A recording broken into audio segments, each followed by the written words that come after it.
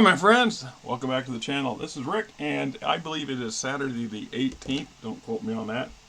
We are looking at the Era Report for 3052. This is probably one of the most well-known eras for the large portion of the middle to older Battletech players. And we see in this era we see the battle for Tukayyid has taken place. The clans are on their heels and have a 15-year truce, quote truce.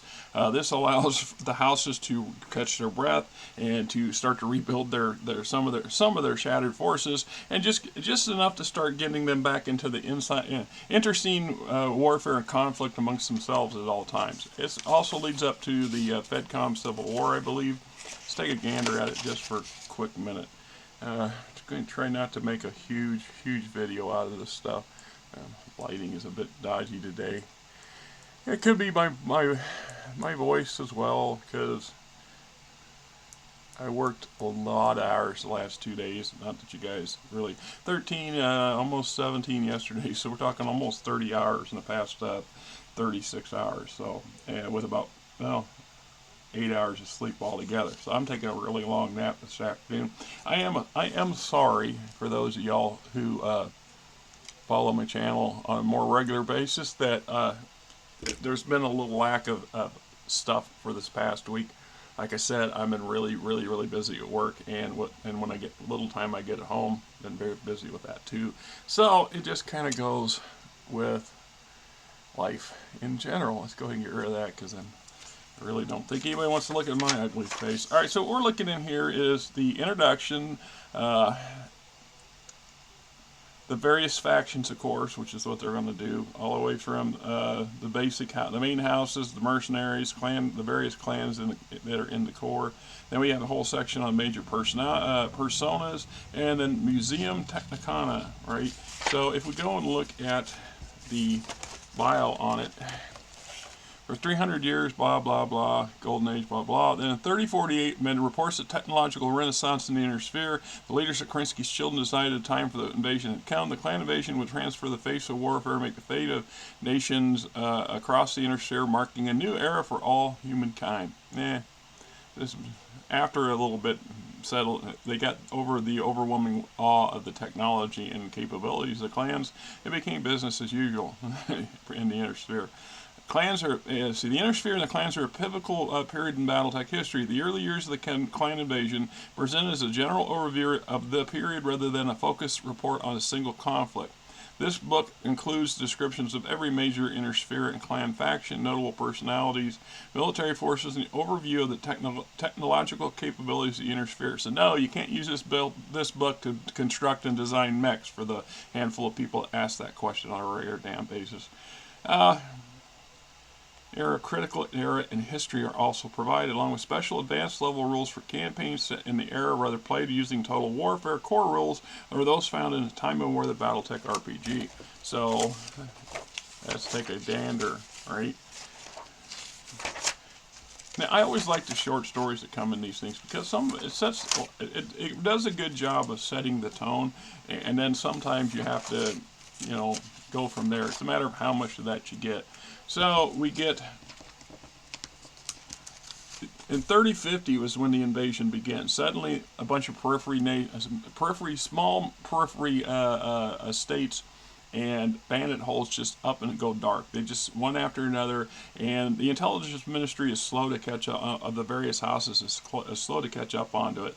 And even so, the house lords didn't pay attention to the warnings that there was something going on until the clans hit the outer edges of the inner sphere proper and literally begin taking planets away from the great houses. At that point, the great houses wake up to this as not some mere bandit raid or some delusional commander out on the frontier trying to beat his drums. So right here, signs and portents. The signs of the coming invasions were there for us to see. One can't help but marvel at our hubris. The silence that echoed from the periphery was not the silence of the cowed and broken, but the silence of the coming night. Humpman General Frederick Anderson was quoted in February of 3050 saying, "Damn straight it's quiet out there. Those pilots know damn well not to mess with us anymore." A month later, Anderson was dead, and the survivors of his 8th Arcturian guards were desperately falling back to Somerset. At the dawn of what would become known as the clan invasion, only the Free Ragathag Republic was taking the periphery pirates threat with any kind of seriousness. Had the greater nations of the Inner Sphere not been so dismissive of the Kung's army's efforts, we might well have had more warning of the coming storm. So, we're talking 2 years before this era report. The invasion begins. We all know that the basic history here. The clans, Smoke Jaguar, Ghost Bear, Jade Falcons, and the Wolves. Who am I missing? Yeah, they make huge inroads in very short order. And of course, this gives them a false sense of confidence that all their assertions and assumptions of the Inner Spheres and the Inner Sphere military capabilities were upheld, and as they just steamrolled over the forces. We, as the Inner Sphere people, understood that the clans were not facing the best and brightest of the great houses. Those tended to be concentrated in the core and in the coreward borders against their neighbors for both protection and possible retaliation. So the outer periphery, the extreme edges of all the great houses, is green and green troops or old wore-out troops, often poorly equipped or under-equipped, understaffed, backed up by lots of planetary militias of varying calibers, because at the end of the day, majority of the threat that the outer periphery edges of any of the great houses would usually have to worry about, and that includes the minor houses on the fringe, the near periphery, was bandits and each other. So the fact that the clans did not meet the best and the brightest and the best equipped early on fed their ego, in my opinion, and pushed their hubris even higher. It was a wake-up call for the great leaders, and they rallied about it quite. Once they all figured out they were all in it together. So anyway, we talk about the invasion begins, small victories. This is all recap of stuff we know. Get a brief respite of the year of peace. I believe that's after Mira Terryberg suicidal kamikazes her aerospace fighter into the bridge, the Clan Wolf's flagship, and kills the main. I'm trying to remember how this is pronounced. I don't want to call it Ilkhan. The guy that run the Smoke Jaguar fellow was in charge of the invasion. Kills him. Almost kills Kerensky, the leader of the Clan Wolf, and forces the blood-named warriors of the house or of the clans to return home to vote for a new war leader, if you want. And this gives the desperately almost on their back great houses the breathing room they need to reinforce the border and to come up with new tactics and things like this. This was during the about this time was when the great leaders and their heirs were summoned by Jamie Wolf to outreach, so they could figure out how to get everybody on the same page and get everybody to work together. And there was such promise. There was such promise in those in that second year of watching the Draconis Combine and the Federated Commonwealth actually working in tandem as allies, instead of as foes. We know that the dynamics and the mindsets of the leadership is not going to allow that to last forever. So anyway, we also see at this point the Comstar comes out and takes sides with the Inner Sphere, declares to the clans that they're going to defend a planet. And this is when we get the beginning for Tukayyid. Prior to that, Comstar had been colluding with the invading clan forces in many ways. This, in some ways, was beneficial. A lot of people don't tend to downplay or forget that Fuchs spent quite a bit of time among the clans, specifically Clan Wolf, in that early year, trying to get a better understanding of them. What they didn't understand was that he was Frederick Steiner and a very good general, a very good tactical, I wouldn't call him a tactical genius, but a very astute leader of a combat, so going up against this guy's getting valuable information on the insights and the operating, how the clans operate, which he uses to great effect when he faces them at Tukayyid.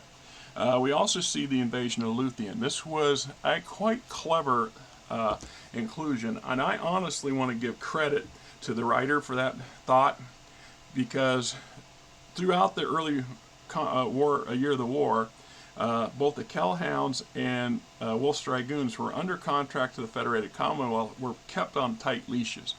Much to the annoyance and chagrin of Jamie Wolf and Morgan Kell, they were kept on a tight leash. They were some of the most elite, premier units of the Inner Sphere. That would make sense that they would be used very judiciously at a critical key point.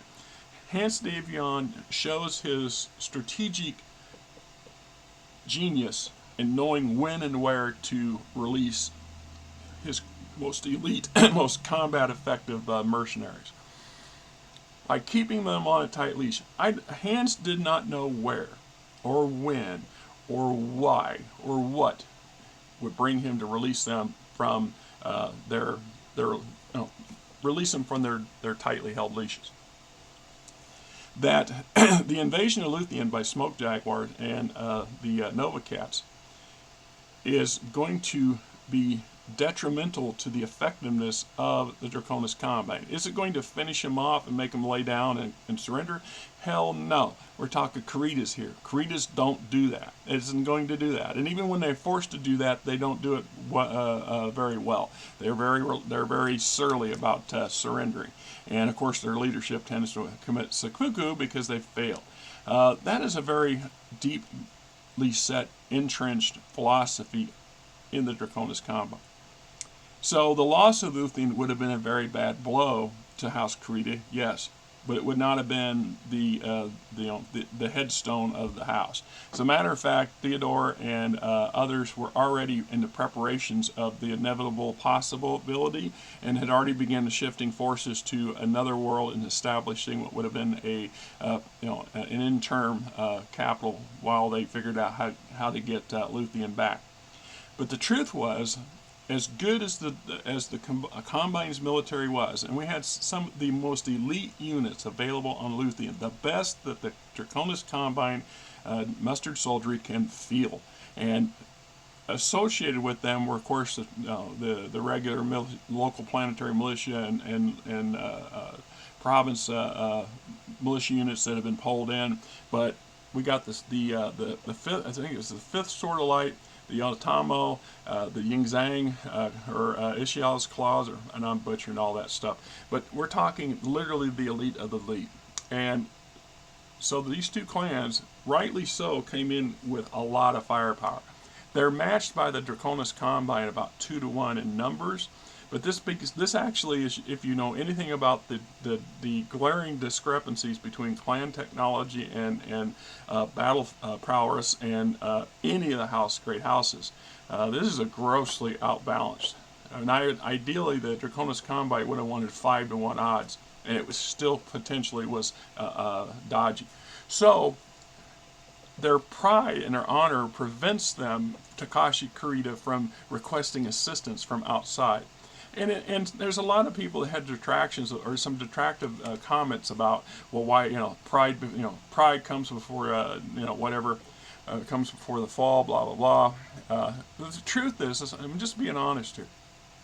The truth is that House Krita has sufficiently potent combat forces. They could have defended Luthien full on. They could have brought in more stuff. They could have brought in more troops. Doing that was going to pull away from their other fronts that would just allow the Ghost Bearers and Jay Falcons and Clan Wolf to just, just to keep the Ghost Bearers in this case, keep pushing forward and losing planets, territories to them while they're stripping vital military units to send to their capital. So decision was made to fight to the last man. Takashi Kurita himself went and summoned together a bunch of veteran, semi-retired, retired MechWarriors, some of the best of the DCMS of their era, and formed his own unit, which was actually more of a unit because he truly believed that his son Theodore was usurping his position at every opportunity. But it also gave them an additional very potent force for defending the palace and the capital. So, one-on-one by themselves, I think there was at least a moderate chance that the Cretans could have defended Luthien on their own with the forces they had available to them. It would have been a terrific victory for Luthien, most likely, but they could have done it. On the other side, being the primary foe of the Cretans, Theodore Creta and his father, is the Hans Davion's family, and to some minor degree the Steiners. So the big mighty federated Commonwealth was sitting there basically surrounding the majority of their house, and that what was left was being assaulted by these invaders from beyond the stars with fantastic technology and inhuman seeming abilities. This puts a whole lot of pressure on them to, not by honor ask for help. So the fact that Hans Davion is astute enough, smart enough to understand his foe and how they operate, knowing full well that A, the Cretans were never going to ask for help. They would rather die first. And B, that as good as they are, there's very little chance that the house is going to survive, or the Luthien is going to survive this invasion. And more importantly, the literal ruling leadership of House Creta, Takashi, Theodore, and Omni, are on this planet, and they refuse to leave. Takashi and Theodore really wanted Omni to leave, and it's not just because of some honor-bound thing to protect the whatever. It's not about that. I think, and it never came out anywhere in the stories, but it's not my opinion that it was very foolish of Omni to remain there. She would have been a crucial rallying point, even with her her growing understanding of politics in the Draconis Combine. She should have been off-world.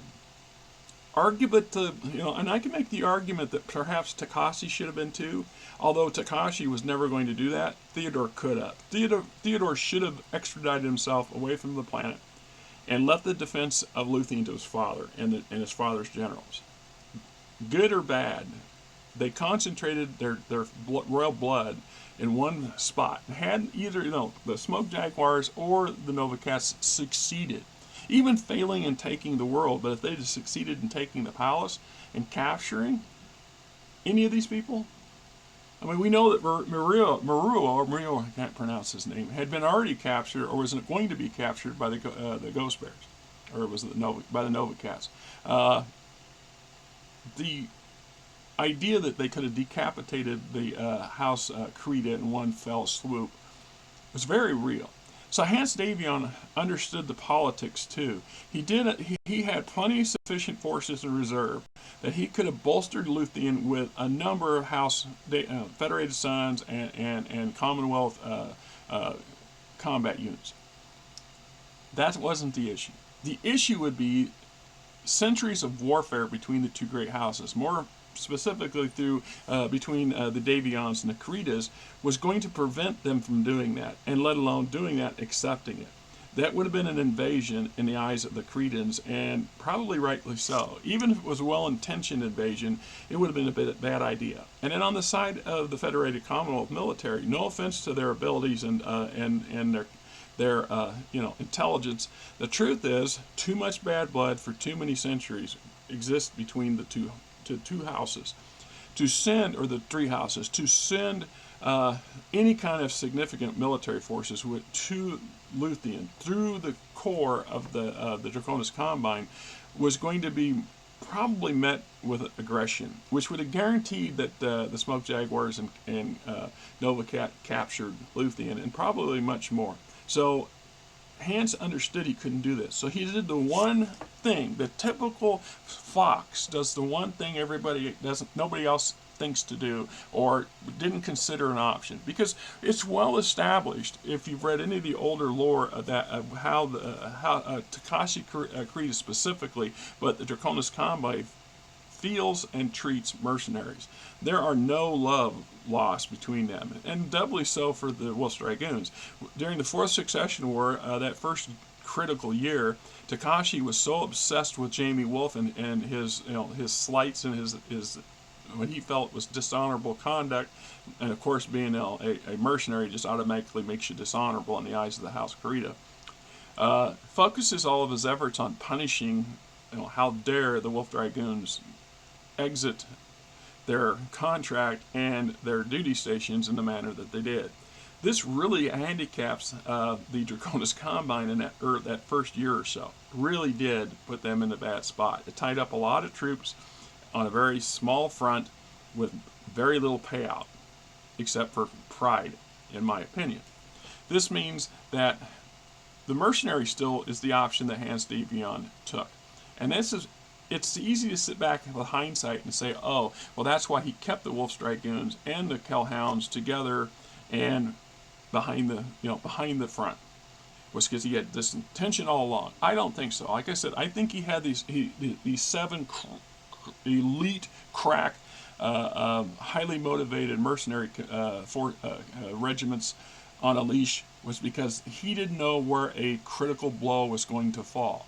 Luthien turned out to be that critical blow, but it could just as easily have been a number of other very, very strategically important worlds in the Federated Commonwealth. He needed that fire brigade, if you will.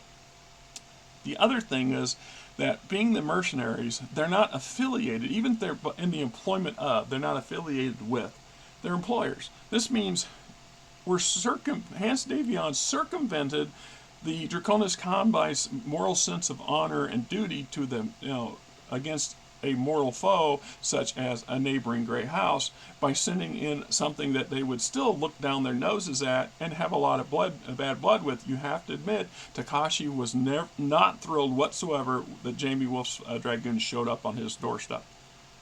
But the crucial arrival of those forces is what I believe prevents the fall of Luthien, and more important, saves House Kurita's leadership from capture and or death at a time when they were desperately needed. This was just a brilliant move on Hans Davion's part. So, like I said, Luthien was a very critical component. Meanwhile, coming up behind this, Comstar has already come out and declared there's going to be combat. So Fuchs begins concentrating his forces on the planet Tukayyid, and with the understanding that he's going to go bid and issue a Bachal, and it's accepted by the new Ilk clan. However, and I know the name, I'm just struggling to remember what it is. The new leader of the invading force, which was Kerensky, and he issues this challenge, and then he bids the entire Com Guards minus a handful of retaining units and some defending forces for Terra. The prize is Terra, Earth, the solar system, as well as Comstar as an entity. Had the clans managed to succeed in their goals, even marginally, the outlook for the Inner Sphere would have been extremely bleak much early on.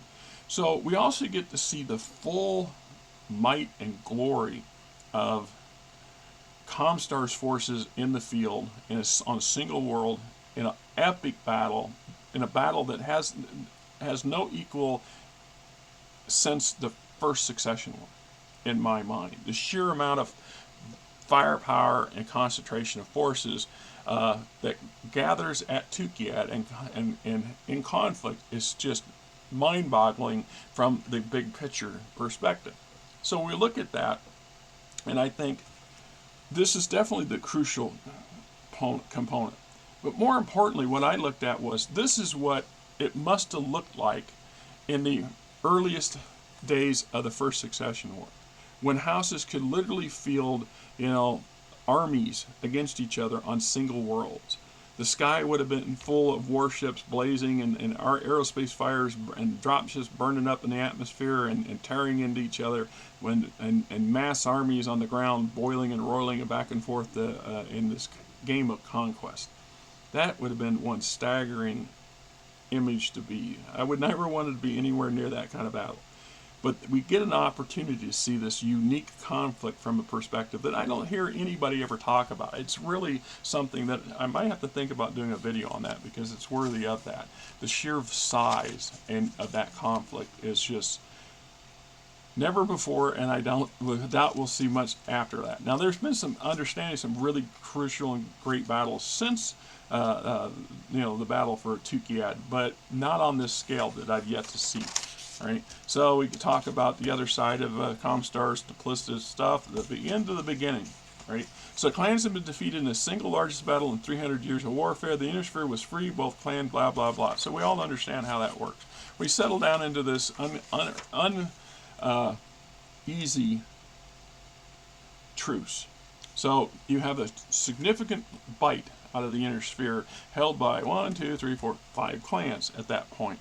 And most of Razahog, which ideally it would be worth a video on itself too. There's so many things that deserve videos. That Razahog is a literal shell of itself. If it wasn't, they're reduced to what, 7 systems, 7 official planets, and if it wasn't for the comm guards, camping on those things in force, they most likely would have lost those 2.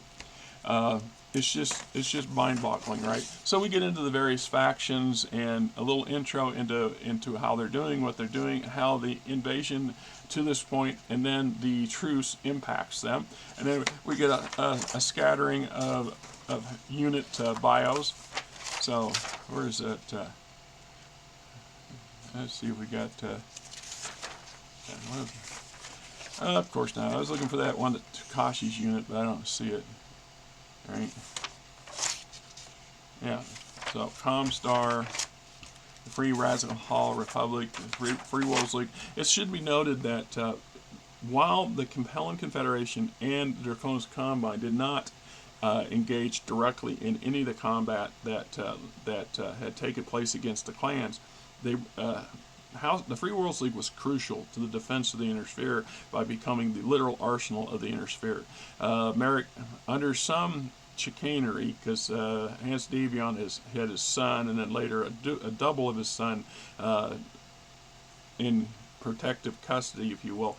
He was being treated for leukemia or something like that at the Nassus. This just kind of puts a solid grip on on House Merrick to uphold their agreements, which they did do. This benefits the Free Worlds League in ways that sometimes is uncalculated or downplayed. The Free Worlds League was never, all you got to look at is the condition it is now, and that was always going to inevitably happen. Every generation assumed there's still a thing, was going to self-destruct at some point. But at this point, as of 3052, the Free Worlds League is probably in their strongest position than they have been in 300 years, since the fall of Starleague. Their coffers are full. Credits are just rolling in. Comstar dollars and bills and house bills are just pouring in. Industry is booming. More important, there's this massive renaissance within the Free World League military industrial complex, which brings them up to par with the Federated Commonwealth in militarily speaking capabilities. At no cost or little cost to the House. The House's forces are intact. They're fresh, well equipped, learning. Their generals are learning and watching what's going on with the clans and within the great houses, their future foes, and making plans. So they're in a really good spot. We can't say the same for the Compelling Confederation. The Compelling Confederation is still reeling from the effects of the Fourth Succession War. They don't have a lot to contribute. They don't have an industrial base to mass produce refit kits and munitions and all the things that the FedCom and the House Creed demand or require to stay in the field and be functionable.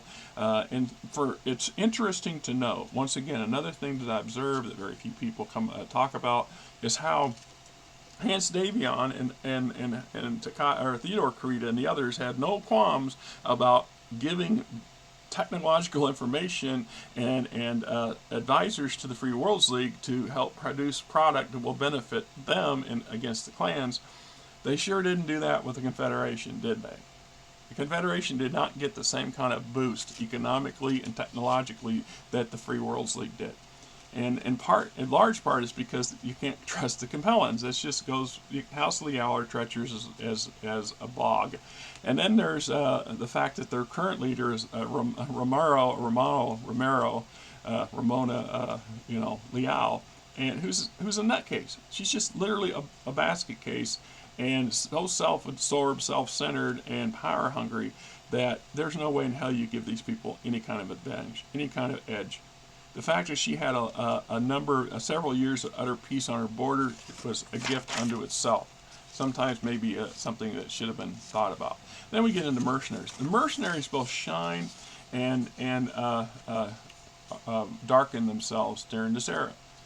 Many mercenary units fled and broke their contracts to avoid facing the clans. And one can make an argument that makes them turncoats, that makes them violators of their ratings are going to go down, etc., etc. But I can also argue that that is savvy and smart. You're looking at a juggernaut of capabilities beyond anything you know or have ever faced. The idea that they're just getting ground up and destroyed. They're at best of times, even the best houses still tend to treat mercenaries as unloved stepchildren, or worse. All you have to do is look at how Razahog was extremely anti-mercenary and resented and hated the very fact that they had to employ him in the first place. And the same happens in the Draconis Combine, so that they get some very poor treatment, constantly being put upon or schemed against or whatever. So it's not surprising that a number of fairly reputable units at the time packed up and bucked out, right? The other side of that is some of these units stood up in the face of the clan onslaught and spit in their face. Stood up, spit in their face, and kicked them in the ball sack. The clanners were not expecting that on a number of fronts, and that was reassuring and refreshing. So, and I think it's some of that mindset is what kind of brought toward the later part when we're dealing with the Word of Blake era. I've been informed indirectly by watching somebody's channel that the particular title that goes along with that era is probably not well thought out because the algorithms hate it. So we're going to try to avoid using that term as often as we can down the road in my videos anyway.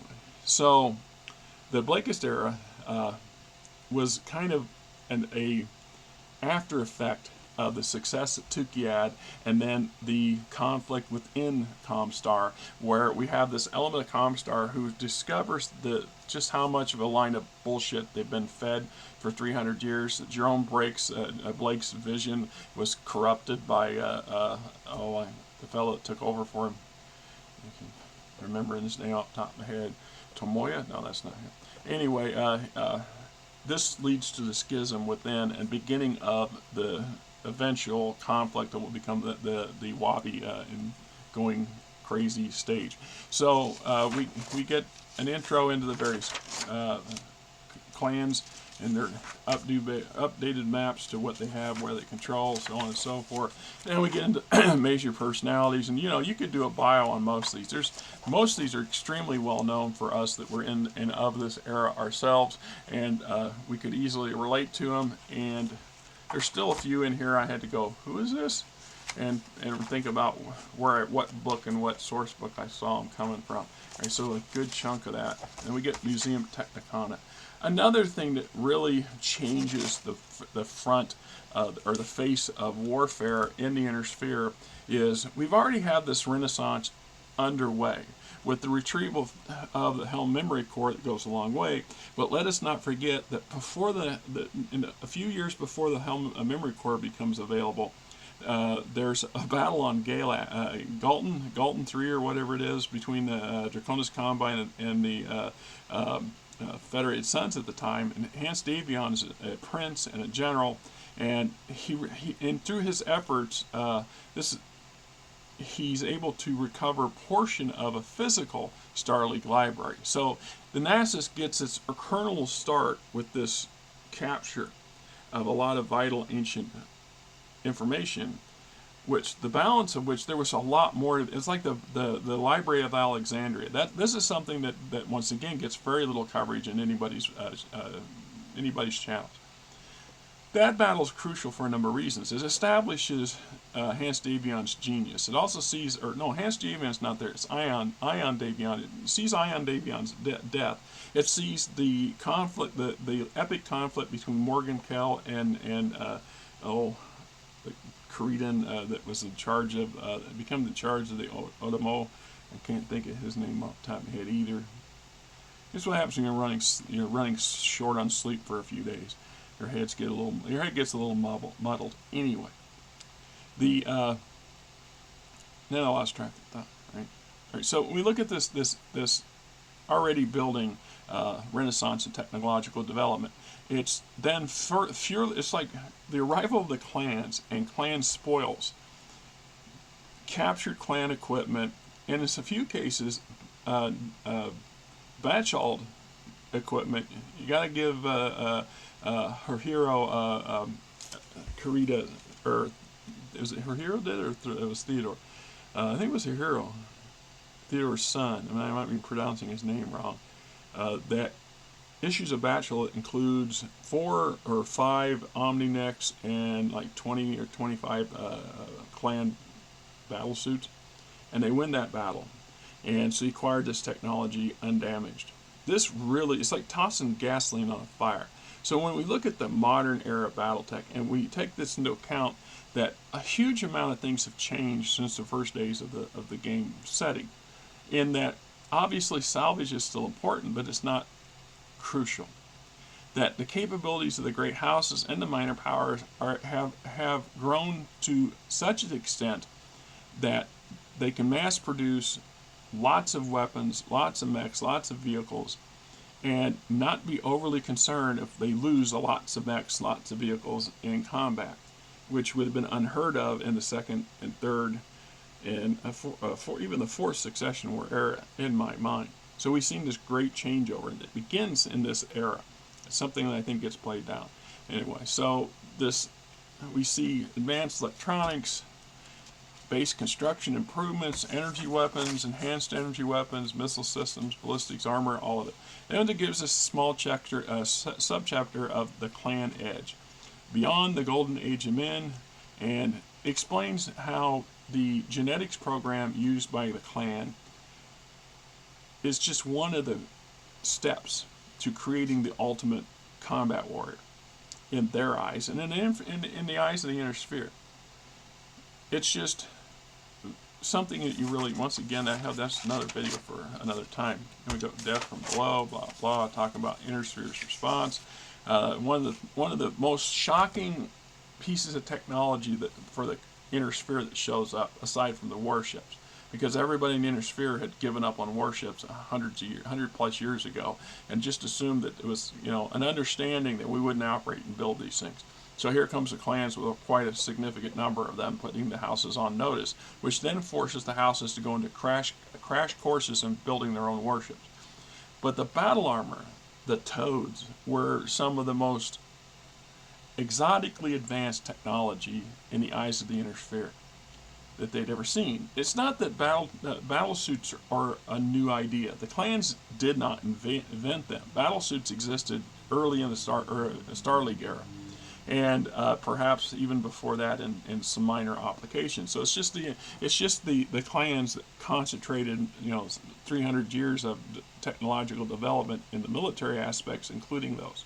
So when the houses start to reintroduce their own units, their own battle armor units, it's hit or miss, right? Some are very good, some are not so. None of them are equal to a clan battle suit at the beginning, straight up. And then there's a few, like this, this particular one here, just irritates I don't know, the Mark 1, I think, because if you look at how the thing's legs are, this pilot either has no legs or he's literally curled up in a ball in here. Immediately thought, when I saw this, and I thought, how the hell does as a soldier operate this style with this it's kind of, there's no place for his legs anywhere in this layout. His body has to be in here. So he's going to be in there like the World War II ball turret gunners of B-17's Fortress. He's curled up literally in almost in a fetus position and all cramped up. Can you imagine being in a suit like that all day in a battle? And oh my God, I mean, geez. And then then in the next one, we get these quad battle suits that, once again, I look at these things and I say, so this guy, whoever's piloting this thing, is laying flat out on their belly, because there's no way that that's big enough for them to be sitting up like it's a seat in a cockpit, because this thing would then no longer be a battle suit. It would literally be a light mech, or maybe even classified as a proto mech. So it looks pretty on paper, but I always had issues with some of those designs. And I thought battle suits, here's two that make perfectly damn good sense when you compare them to the clan battle mechs, right? So then we get into campaign tracks, some some of the stuff that's going on, so you can replicate the combat yourself and go on and go for it. So touch points, right? And then there's some advanced rules and options in there. So as I said, as a close, if you're new to Battletech, I highly recommend getting this era book. This era book will set the tone for everything that feeds the current revolution. Now, grant you, we've had the Dark Age, we've had the Blakist Age, and now we're, and I think there's another age in there, maybe I'm missing, but there are those two ages for sure, and then we're in the Ilkhan Age. So a lot of time has taken place since the 3052, this is correct. A couple of generations have come and gone. But how everything functions in the current era is standing on foundation that was laid in this era, and it's well worth your, the FedCom Civil War, that would be the other era. So we got we're in 4 eras later compared to this, and if there's another one, be by all means put that down there in the comments, so we know about it, or I know about it anyway. So I'm Rick, you're not. And I appreciate you guys coming to the channel, supporting the channel. A little heads up, we broke the 1,000 subscriber mark without a doubt. We're 1,012 subscribers, I think. I've also had a very generous donation by the Cleveland BattleMech guys, a very nice refurbished laptop. I have not yet had the leisure to open it up and get it up and running. I'm hoping to do that next weekend. My intention is to take a 4-day. I am taking a 4-day weekend for Memorial Day weekend. I told that to my boss yesterday, and he's fine about it. So my intention is to do some more videos. I've got a lot I need to get caught up on. I need some stuff to do around here at the house outside without feeling like I got a mad bum rush to get it done. So we'll get into that. And like I said, there's so much stuff to unpack with Battletech. That's one of the beautiful things about the franchise, about the sandbox that is Battletech, that the stories are so vast. There's so many points throughout the various eras that are worthy of having discussions, having videos on, and there's so much that not everybody can get to them. So that's the thing. Sometimes we don't recognize it. Sometimes we do. Battle Tukayyid is well played out. Lots and lots of people have done videos, and very in-depth ones, very clever ones, right up. But there are hundreds of other conflicts and hundreds of other elements of eras that deserve to be highlighted in their own way, and eventually someday will be. So like I said, the Galtor campaign of the pre-Battletech era. This was the lead up, or that's the prologue. No,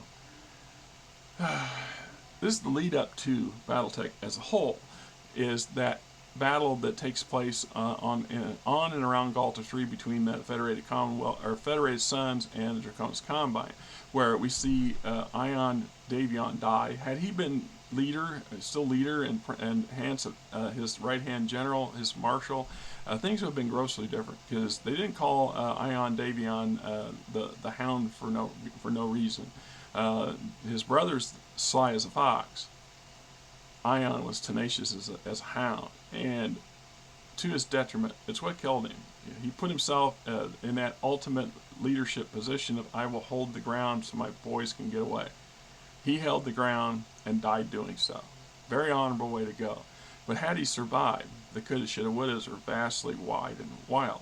But the most important conflict, or part that comes out of the Galtor campaign, is the discovery of this pen and paper, printed version of a Star League library. It was quite extensive. And it was in part this discovery that had Hans Davion, now the first Prince of the Federated Commonwealth and the leader of the Federated Sons, using that as an opportunity to bait House Krita in so he can beat up on some more of their forces. But in the process, he didn't necessarily, he understood the value of the find, but to use it that way was just foolhardy, and it cost the Inner Sphere. And what I mean by that is that Hans Davion's scheme was quite successful, and he did bait a number of House Krita forces to reinvade the planet where he had sufficient numbers to send them back home in bags. Just saying.